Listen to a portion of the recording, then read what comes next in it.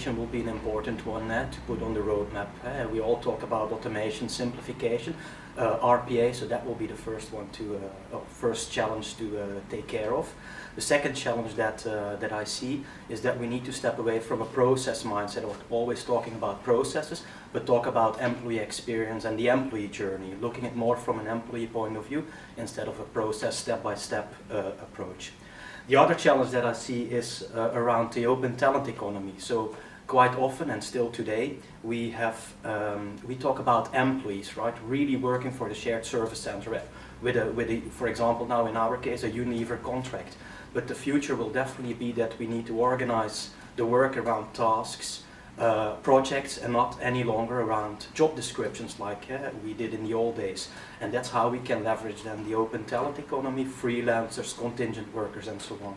The other challenge that we that we see is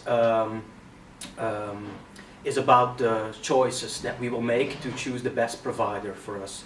So today on the market you see plenty of providers, and I call it a little bit the paradox, right? They all offer something different, at least that's what they tell us, but at the same time they all offer the same. So that's for me the paradox. So it will be very challenging to decide who's the best provider if you go for an outsourced model for your company. The other challenge that we have is all about those people analytics. Everyone is talking about insights and analytics, and I believe that we in HR services, if I can call it like that, need to take our responsibility, because we sit on so many data in our Workday or any other core HR tool, the payroll tool for example. We own so many data and we need to do much more with that one. So those are the challenges from my point of view.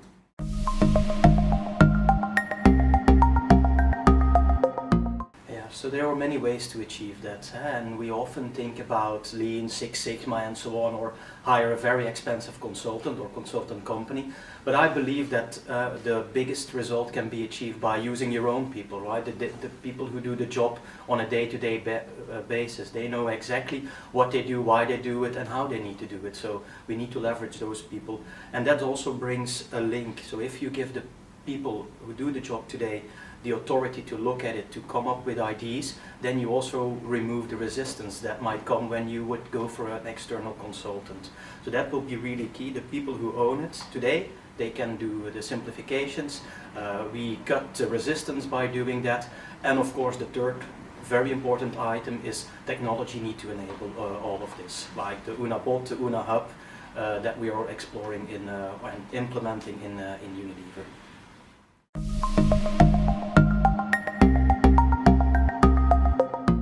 Payroll strategy at Unilever consists of 4 pillars.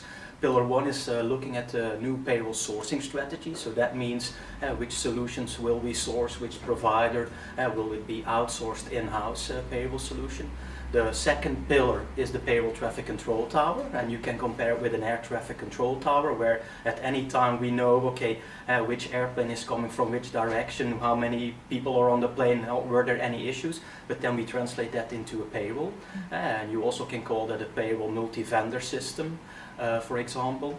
So that's the traffic control tower. Then the third pillar is all about simplification of the data flow. So quite often we see that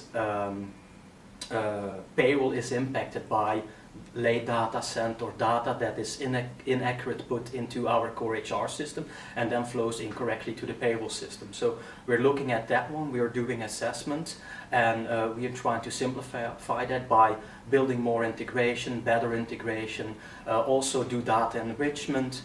We look at the opportunity for RPA, robotic process automation, and then if we see that there are still fields that we need to send offline, we assess the possibility to say, okay, can now our own Unilever colleagues, payroll professionals or data specialists at Unilever, can they put in the data directly into the payroll system? And then the fourth pillar is somehow the summary of all those three previous pillars to say, okay, what do those 3 pillars now mean for our payroll professionals at Unilever? So we will do, and we are doing training, new capabilities, because we expect from our payroll specialists new type of skills, new type of capabilities. So we need to benefit from our current people and train them, upskill them. And second, also in my global payroll team, we're now changing how we are set up. We're coming from a regional approach where I have regional payroll managers looking after a particular region, and now I'll move to a more global setup where I will have 2 global payroll managers. One will look after strategy and compliance, and the other one will look at the payroll performance globally, but also owning the network of all different payroll SMEs across the countries.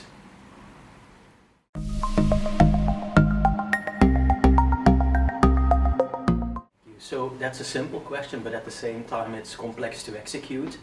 So we would like to offer the best employee experience against the lowest cost, of course, and still being flexible. Another thing that we try to do is making sure that our employees can really focus on their core of their job. That's why they were hired in creating products or selling products of Unilever. So the more they can spend on that instead of worrying about a new hire contract or an issue in payroll or so on, we're doing a good job. I always say that in services, if you don't hear anything, you're doing a good job. And I think that applies to your question.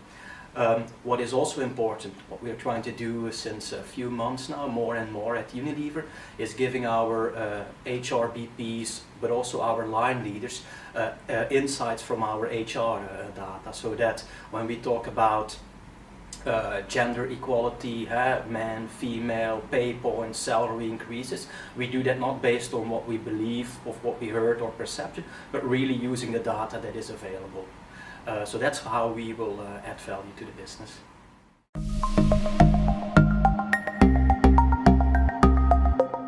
So there are 2 main projects that I'm really proud of, because it was not just a simple HR project or only focusing on HR items. It was also helping the business to grow. So the first one that we did was building a brand development and brand building hub in Rotterdam at our arena office, where we brought around 400, 500 employees, but also new hires across the globe, all into our Rotterdam hub, which was a very big project. It was very stressful, but it was such a great team to work with. We got a lot of support from the business, and yeah, it was also a great experience to lead the services part of that transformation. And then the second bigger project that we did, where I'm very proud of, is the one that we did in 2 steps. Part 1 we did in December last year, and the other part we did in June of this year. So in December what we did was we moved 6 MCOs across the globe. We moved from an fully outsourced model to a fully in-sourced model, a fully in-house model when it comes to core HR services. And I was leading across the globe for those 6 MCOs. The second part of the same project is what we did in June, like I said. And in June we moved from an outsourced model still to an outsourced model, but we completely shifted and swapped the percentage between in-house and outsourced core HR. So where we came from a model with 80% outsourced and only 20% doing in-house of core HR, we now move to the model where you have 80% doing in-house. So that's really a big change. And if you then look back on what is short time frame we did this project, I think it's only to be proud of, and also the team who was working in the project really did a great job. Definitely if we compare it now with other companies, I think we at Unilever are now a little bit ahead of the curve, and I expect other companies to follow very soon too.